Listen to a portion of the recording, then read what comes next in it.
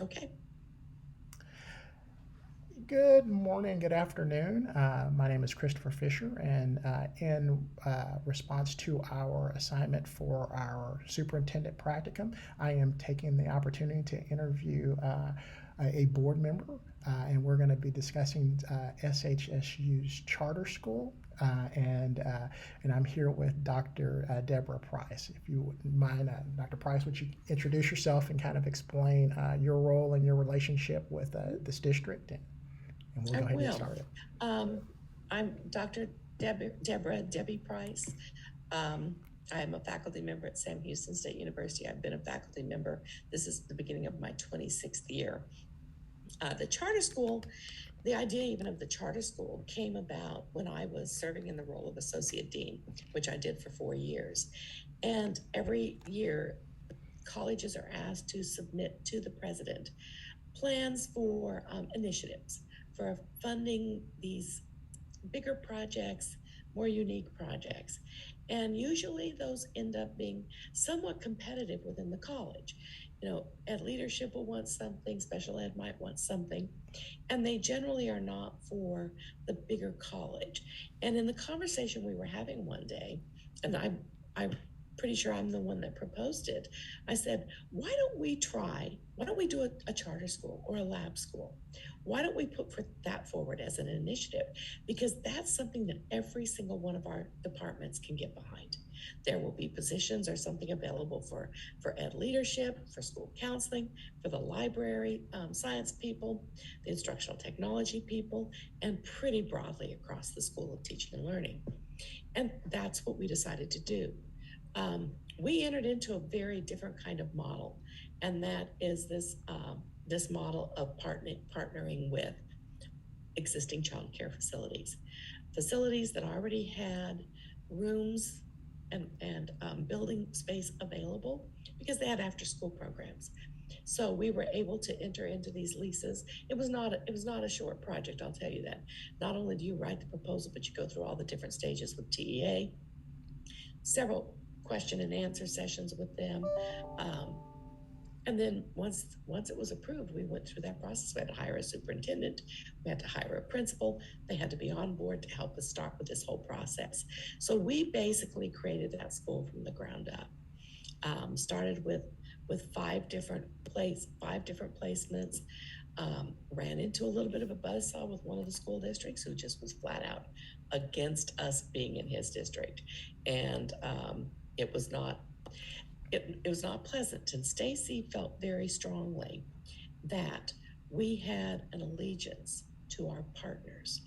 And our partners were the schools, districts that had been with us from the beginning or for quite a long time, allowing placements for our student teachers, our field experiences.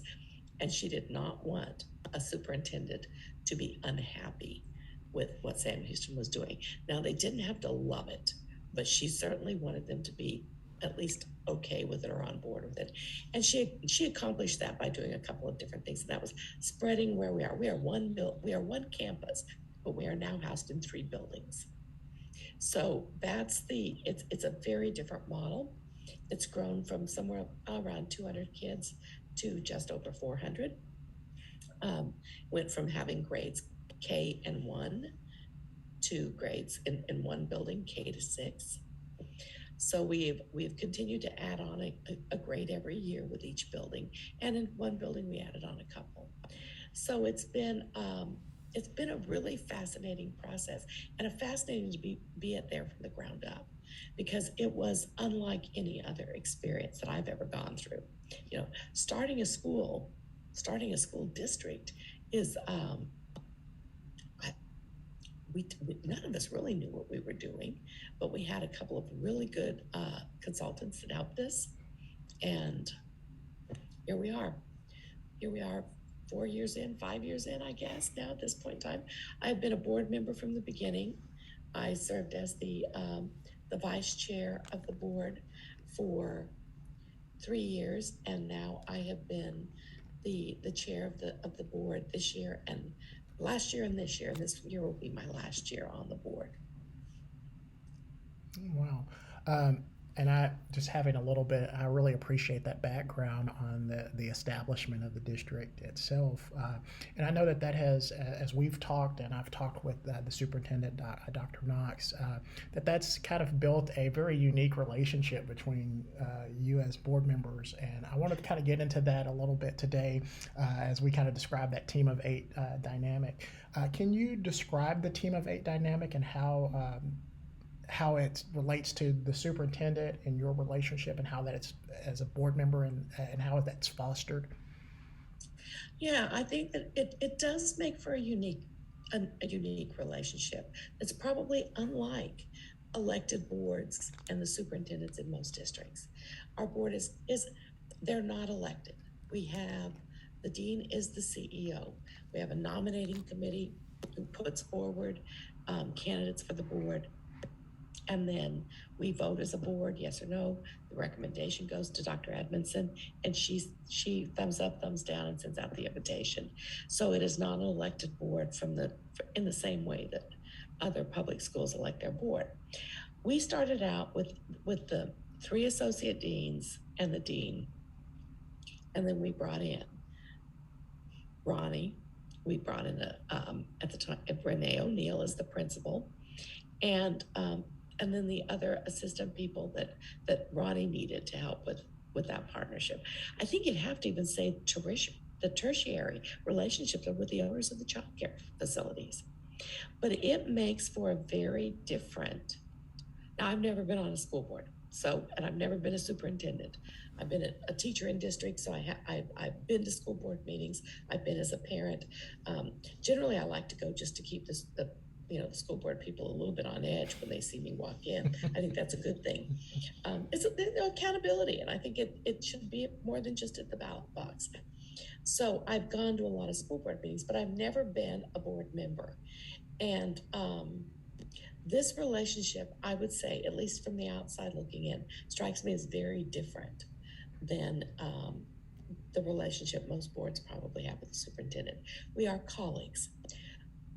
Ronnie and Renee, Dr. Knox and Dr. O'Neill are both adjunct faculty members with the university. Renee was my doctoral student. I was her dissertation chair. She'd been a principal for several years in Conroe before she came back and got her doctorate in literacy. We did curriculum together. We were part of the curriculum process because we had various faculty members that were working on the curriculum.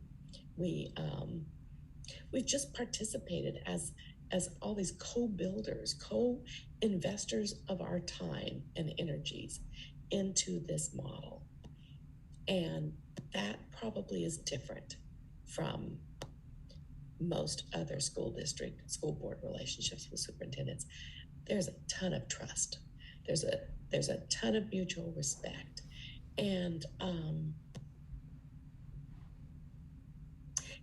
and I'll just say one other thing that was a real interesting thing that brought us even closer together. I think we started in debt.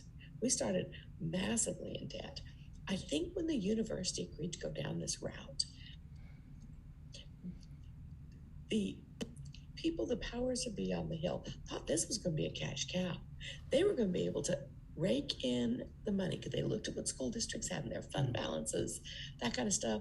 And I think they thought that the charter school would be just a nice little plum for them to pick on occasionally.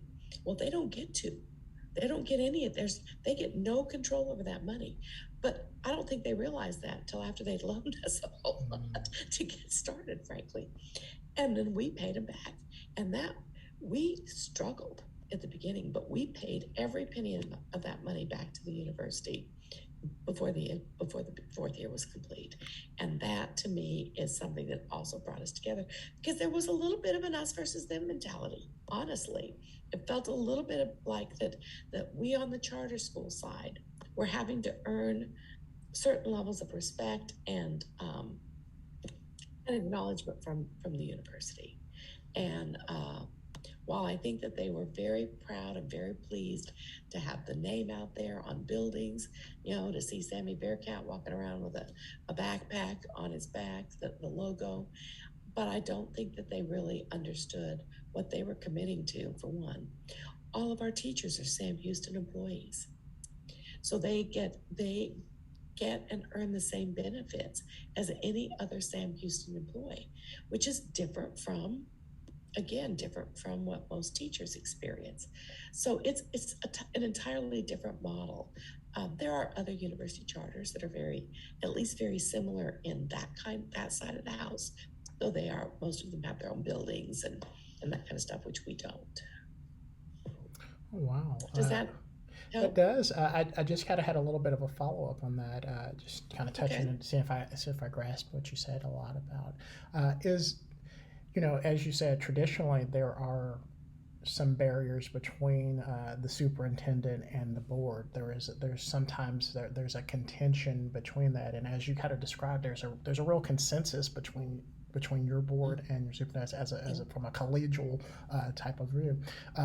Do y'all do? Now let me say before you go on with that, because it just occurred to me, we do not ever talk about charter business with more than maybe Ronnie will ask me a question or I will ask him a question, but we are very cognizant of open records. We're very of the rule for open meetings. Right. We never violate those procedural processes. Yes, and that has to be intentional because it would be easy to do when we're all in the same officing in the same building. Right. That would be easy to do. So we are very intentional, very cognizant all the time about that, so that we never violate that open meetings requirement. Awesome. And I was kind of heading toward that way. So there is still, and there still is a separation between the superintendent role and the board role, even though there was that y'all are considered faculty. So there still are the safeguards that are presented through the procedural processes that a board and a superintendent are there, and they are still established. Correct? Yes, absolutely.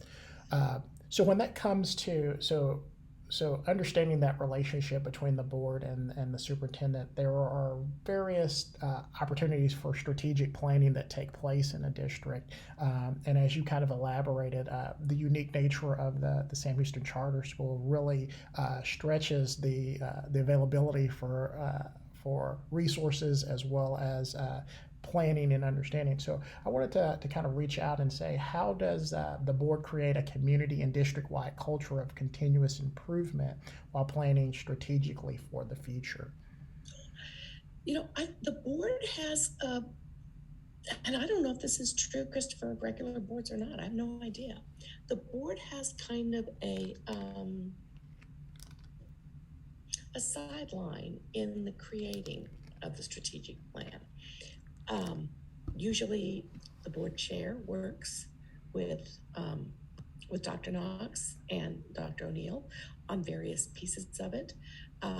Certain board members may be called in for certain things, but we really do more just reading, asking questions, extending things. We really give more feedback to the strategic plan that they are presenting to us. So I don't feel like we don't take a huge role in creating the strategic plan on the board. Now we do on making sure that we have that community outreach is big.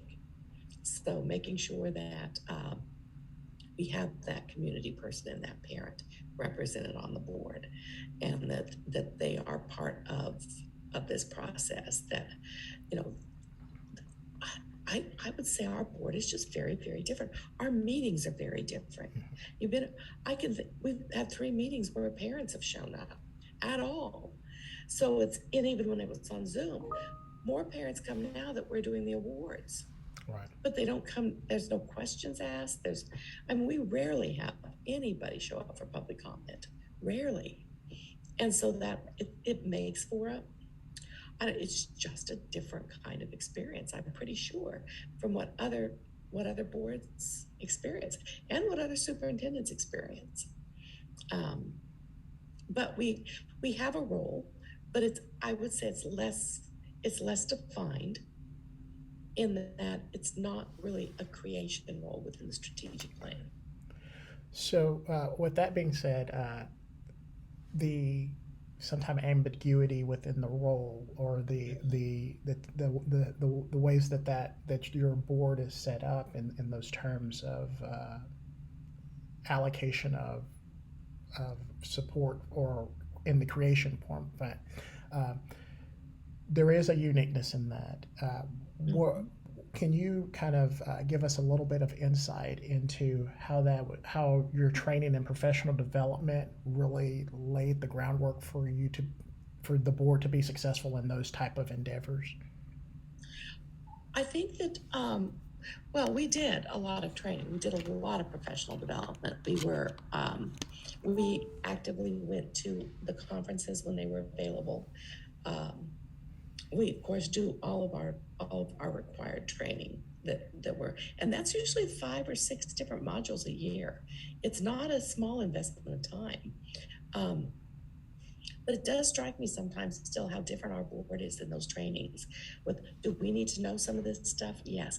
But you look at the financial stuff. The university does all the financials. We ask questions, and the auditors present to us, so we know that we're doing a great job with that. We know we're on top of it. But between legal at the university and financial at the university, there are things that we can we can hang our hat on the fact that there's not going to be an issue with that stuff. Legal keeps us, there's a representative from the legal office at every school board meeting. She does our minutes. She generally has sent me my script so that I'm not going to say anything I'm not supposed to say in a meeting. And I don't know that that's what happens in regular school districts, to be honest. I don't know. But we don't have the financials within the charter school itself, within our district. We don't have that role. Now we do the budgeting, we figure out the budgeting, but mostly that's Ronnie working with the finance people, the vice president of finance, and the representatives at the university level. All the safety stuff happens with the university. The technology is handled by, we have these huge departments that are able to work with the charter that are not associated purely with the charter at all. They're associated with the university, paid for by the university. That makes it a very different relationship when it comes to these kind of planning things. The budget, we approve it. We might have some questions about it, but we don't create it. Kind of building upon that fiscal responsibility, and as you said, that's a very unique. It's a very unique aspect that you have, the relationship as a district with that. Mm-hmm. How does an understanding that you guys support and approve the budgetary resources that are provided from the superintendent's avenues and his relationship and building with the financial department at the university. How does the board ensure that the district is being fiscally responsible with those financial resources? And I know you said that is more along the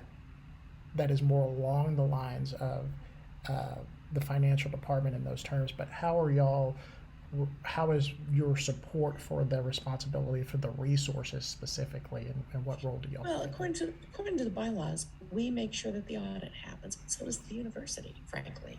Mm-hmm. So that audit is required. It's required yearly. Once it's completed, they will present it to us. We're the ones that approve it. So we have a responsibility to read and understand what is being presented to us and to ask questions when we have them. But to this point in time, you also, and I know you can't let down your guard with things like finances. You can't, because you can trust 99.9% of the time, but you better have a 1% in there that's kind of like, trust but verify. Mm-hmm. I think is kind of where it is. But we have that we've built on year in and year out, this progress that has happened, that is demonstrated by our financial records towards really sound financial management, from owing money, being in the red, to a fund balance now, but I'm pretty sure the university just is having the conniption fits. They can't get any of They it. can't get And it's okay with me. But it's every once in a while the faculty member in me just kind of likes the fact that that administration gets a little uncomfortable. I think that's I've been there. I did that for 4 years. I don't want to ever do that again. That is not my strength. But so I think that we have those duties that are set out in the bylaws, and I don't think that there's anybody that doesn't take that seriously. So if there's something in the red that makes us a little nervous, we ask about it. But you've been at a couple Yes. of our board meetings. The presentation of the finances is so spot on that they present anything that they think is going to be an issue. They've anticipated it. Mm-hmm. So most of the time the question never even comes up, because if I've seen something in the financials when I get the paperwork and I thought, and I've circled it with a question mark, they answer that question before I can even ask it. So we have a level of, I just don't think, maybe these huge school districts actually have access to the financial kind of support that we have, but I don't know. I know that our financial support is pretty incredible, and they anticipate and they answer before often we can ask. That doesn't mean that it isn't still our responsibility to look at those reports, to make sure that we understand them, to approve changes, and to understand if we're approving changes, what we're approving. So I think all of that is our responsibility, and I think every board member takes that seriously. Well, hand in hand with responsibility goes accountability. And Yes. I wanted to kind of branch out into that accountability measure. How does the board hold personnel accountable for developing and implementing improvement, or to present the vision that the board and superintendent have to each of the schools? And I know that y'all kind of partitioned the schools out. You know, that I'm not going to say that that's all. You know, accountability is not always easy. It isn't always. If something happens and it comes to the board, and there have been a couple of times with either personnel, not with financial, it's never happened.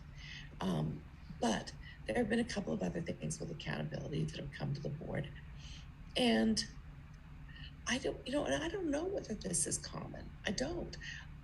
But almost anytime there's some sort of an issue where we have to go back into executive session, which I don't think we've gone into an executive session in the last year, where Ronnie hasn't already figured out a couple of different responses to it that we don't talk about and decide from there. He's a really good superintendent, and I could conceive of a situation where maybe he would come up with a couple of different options and somebody would have a third one. But mostly it's been, he has already anticipated what we need to know. And questions are asked, follow-up questions are asked, but we're able to take that next step because he's already laid the groundwork for it. We haven't dismissed a teacher. We haven't, that's never come to that. We haven't dismissed anybody. So there's never been somebody who has risen to the level of, we may have a question, but, and I hesitate to say this because it could be taken the wrong way. When I'm saying we take it very seriously, we do, but we also are able to rely on the fact that there has been no problems, that people are doing their job, and that there's various levels of accountability even between them and us. The people that work for finance answer to Dr. Hernandez.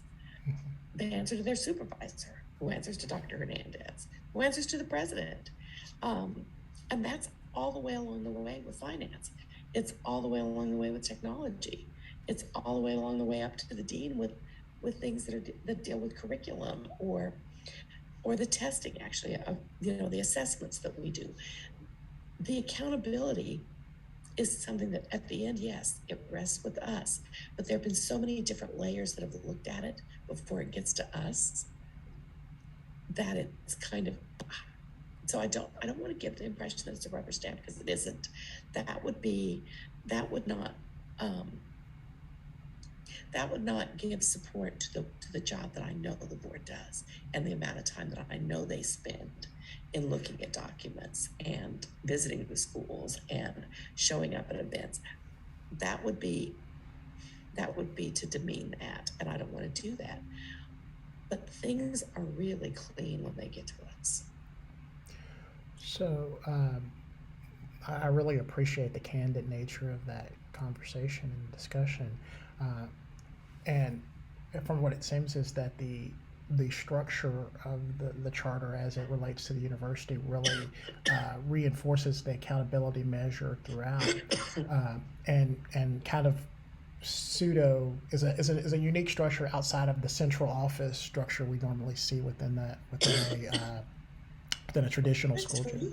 You have to understand too, Sam Houston, the entire time I've been there, has been one of the top rated universities in Texas for their fiscal management responsibility.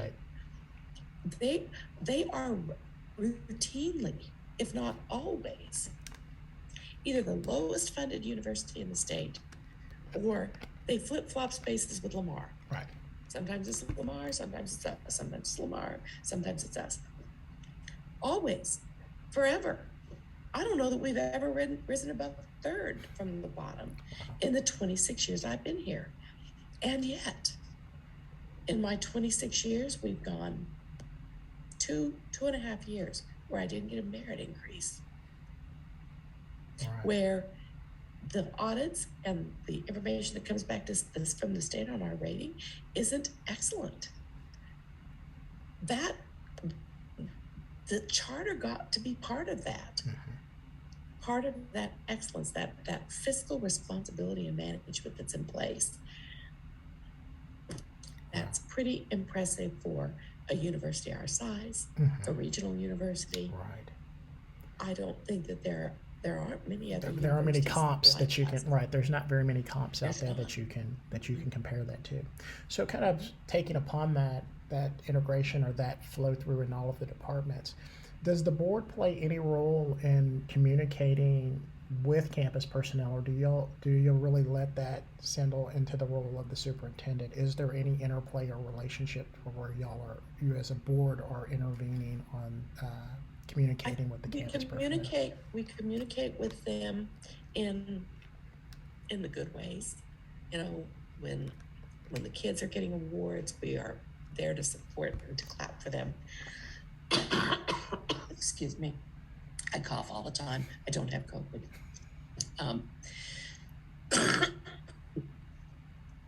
I try to make sure that I send out messages periodically through the principal to the teachers, usually written, complimenting them on the job. They did an amazing job during COVID. They did. And they kept all the videos that they had made, so that last year, when they had kids that had to go home and were struggling with something, they could send the videos. They were able to tailor interventions to those kids when they needed it. And so when the teachers go above and beyond, as the chair, I try to make sure that I communicate with them directly. Parents, not so much. That comes from Ronnie's office. That comes from the superintendent, the desk of the superintendent. It doesn't come from the board. But to the teachers, to students, yes, I would say we do communicate with them. But generally, it's positive. It's positive reinforcement. It's accolades for a job well done. All right. Well, so kind of building upon that building community support, how has the current legislation affected your board's ability, if any, to support and engage the community stakeholders in the process? I think that there are challenges to that.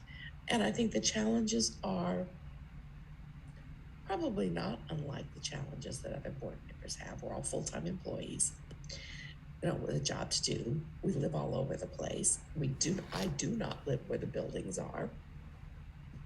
For me to get to a couple of the buildings, it's going to be an hour and 15, an hour and 20 minutes, an hour and a half. So sometimes it's just not, it isn't feasible to, to plan a 3-hour trip into the rest of my day. But I go when I can, and I try to be visible when I can be. And I think the other board members do the same. We have a lot of faculty that will show up in various capacities, doing professional development, doing research. So that Sam Houston presence is there from the faculty and from some of the board members.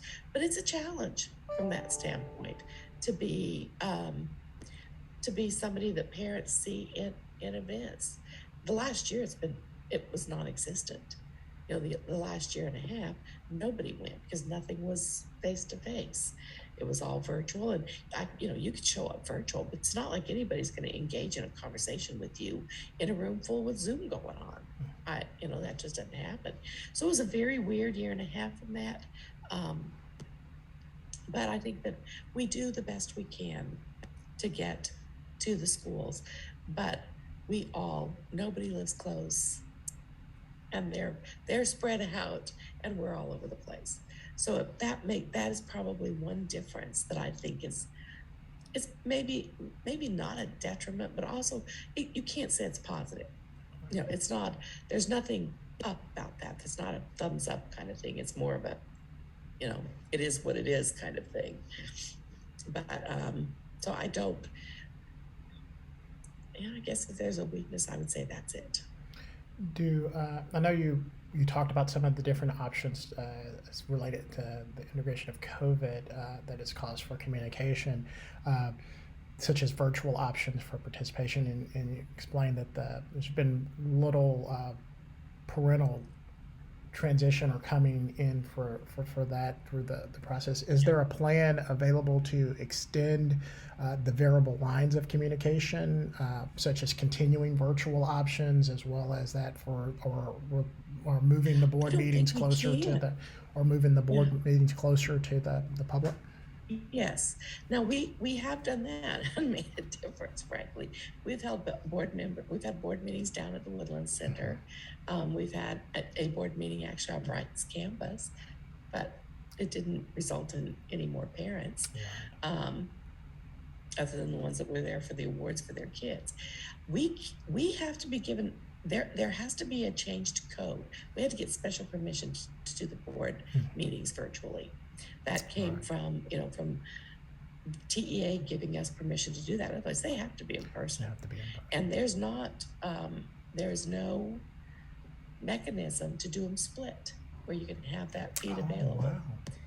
Is there no technology mechanism, or is there no mechanism within the legislation?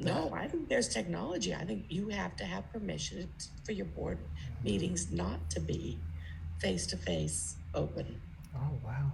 And that shows a little bit of the backwardness of the state, that they don't see that as a positive option to be able to do both. Now, I know doing both would be not fun, because I had to do that with some of the classes I taught last year, and it didn't always go well.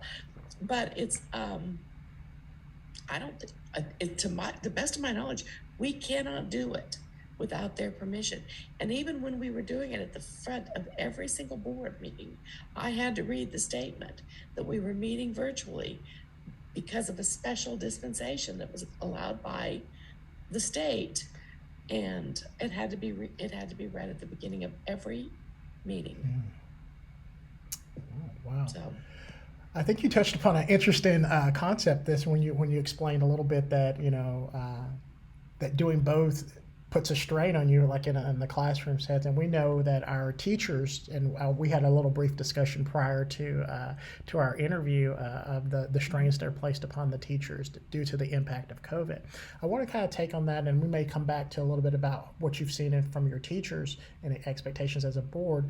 But how has COVID impacted your board's policies and practices, meeting every child where they are over the last 18 months? So how has COVID impacted you as a board first and foremost in the policies? I think it forced us into virtual meetings, which people rarely missed, but you can't miss anyway. I mean, if you miss, according to our bylaws, if you miss 2 board meetings, then you have to write a letter. I have to send you, as the board chair, I have to send you something basically saying, according to our bylaws, you have missed 2 meetings. Please prepare a document, or please prepare a response to the board about why you missed those 2 meetings and how you plan to fulfill your obligations going forward. I don't know if that's in everybody's bylaws, but that's in ours. And we had one board member who opted to step down. She ended up at a place in her life where she felt like she could not commit to the board, and that it obviously, when it came with her 3rd absence, she resigned. And had she not resigned after the 3rd absence, I was going to have to ask for it, which I hate. I'm cutting and pasting something out of the board documents, out of the bylaws, so it doesn't look like it's coming from me, because these are my colleagues. Right. I work with these people, and I don't want to call you a slacker, Right. even if that's not what it says, or that's not what I was really glad she resigned, and I didn't have to go that next step. But it put us all in a virtual environment, which has had its pros and its cons, frankly. The fact that we can do this in today's world is pretty great, without having to travel to get into the same place with each other. And I think that was true of the board meetings as well. It was very convenient. We were able to, when the classes were quit meeting virtually, when they were meeting face-to-face, we were able to bring the classrooms in. The whole class was able to be there for the board meeting at 10 o'clock in the morning. Our board meetings are we do not have a standard. We meet every 5th day of the month at 7 o'clock at night. Some months we're meeting on the 26th, some months it's the 24th, because and I don't know if that level of flexibility is even sustainable in the long run. I don't know. But I know with university faculty, it's like one semester it's not a problem to have board meetings at 10 o'clock in the morning. The next semester it is, because suddenly you have a class at that time. So we pretty much set our board meetings up every month by a doodle poll. And then we have to do it far enough in advance so that we can get the notification out to the parents or out to the public. So I think that COVID, maybe if there was an upside to some of that, it was the fact that we were able to get into classrooms. We were able to have kids and teachers be part of the board meetings if they were there, which was probably, the kids probably found it pretty boring, but I think that it still showed that we were real people that were involved in their lives. Gave us a chance to communicate and congratulate the kid by name as they stood up and received our applause. But I also think that if you're a people person, which probably most of us are, it was difficult. It was difficult not to be able to shake a colleague's hand that you're seeing for the first time in a month, because you're going 50 different directions, or to be able to touch base with Ronnie in a way that wasn't via phone.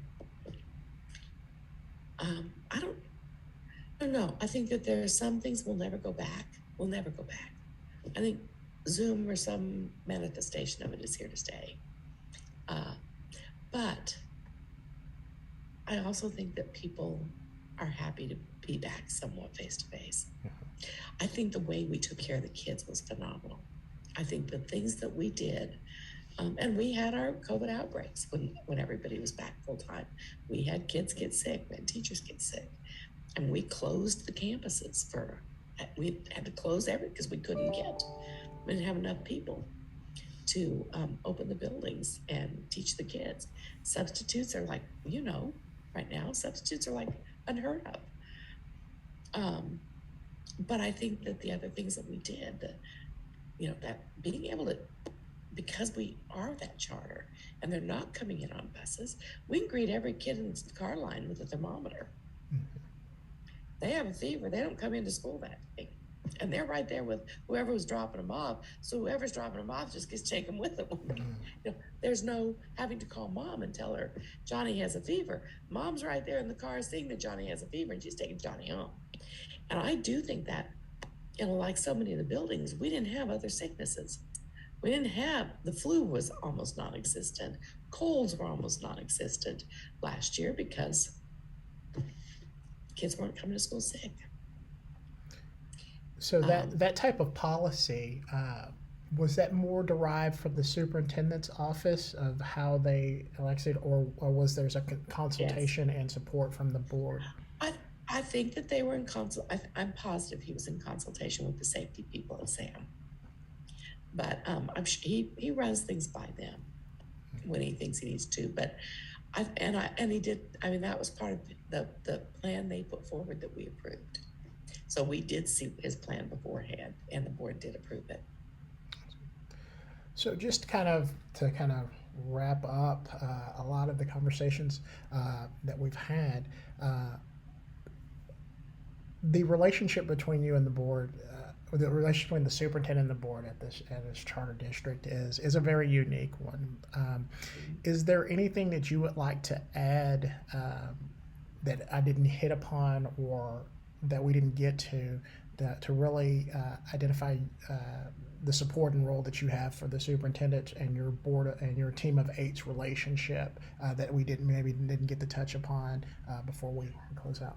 You know, I would just say, kind of in closing, that Stacy's role makes it interesting. The fact that we have this sort of CEO of the charter that isn't on the board and isn't a charter admin, but she plays a role, and she can communicate with me if she needs to. She can communicate directly with Ronnie without me being anywhere in the picture.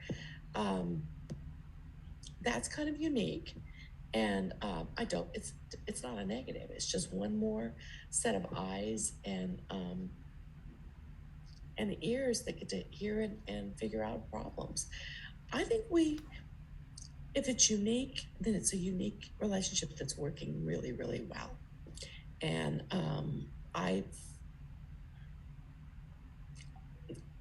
we have complete confidence in what Ronnie's going to do. We have a new challenge. Renee O'Neill has resigned, effective Friday. She's done. Now, she resigned earlier, and I knew she was going to, but she's taken a job at the state level with KIP in a state leadership position. So it's a great opportunity for her. And we're figuring it out. But that's where having Stacy is actually pretty good, because Stacy's like, we got some faculty that have their principal certifications. Maybe we can get one of them to kind of come in as an interim, give them a release or something, a couple of releases for the semester while we go through the search, so that we can provide Ronnie with some, because otherwise there'd be an assistant to step up or something. So we don't have that in the wings. Right. So the principal leaves and we're like, okay, we don't have a principal anymore.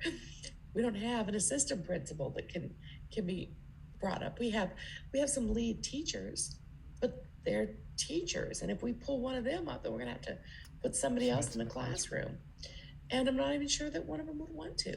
They might, but I don't know if none of them have a principal certification, they can't.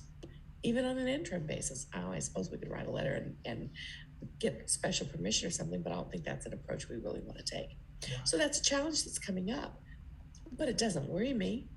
I think that I think that working with Ronnie it's just a positive. And I feel like that in pretty much every one of the roles that I play. So that makes it nice. The board's great. The people on the board are they're super. And we have them waiting in the wings. That's the thing. We brought in our first faculty member that's not from the College of Ed this month. She's a math ed person in the math department. Wow. And we did it intentionally to start branching out of the College of Ed into the other colleges, so people know we have a charter school, so that they can think, maybe there's something I can do with the charter school, or maybe there's some way I can help, or maybe there's a bit of research that I'm interested in doing that can involve the charter school. So I think that's a good thing. But we have board members into perpetual board members out there. So, yeah, and we don't have to do an election, which is great. Well, Dr. Price, I want to really thank you for the time that you have given today. It's really been impressive, the repository of knowledge that you have about the school district and its origin and the relationships that you'll have as a team of 8. And I really just wanted to tell you that I appreciate the time. I know recovering from your COVID shot that you could have very easily made some other time or made some other accommodation. So I definitely appreciate it. And I wouldn't have done that, Christopher, because you know what? I'm an educator too, and I understand, and I've been there. So you just keep trucking. And honestly, I'm thrilled that you're working with the district and that we have somebody as insightful as you there, because I know we need it. Well, thank you so much. So, That means a lot coming from you, and I want you to have a if wonderful I can do day. anything ever, let me know. Yes, ma'am, Okay. and I really appreciate that as well. You have a wonderful day, and I'll be in You as contact well. soon. Okay. Talk Thank to you you. soon. All right, Bye. bye bye.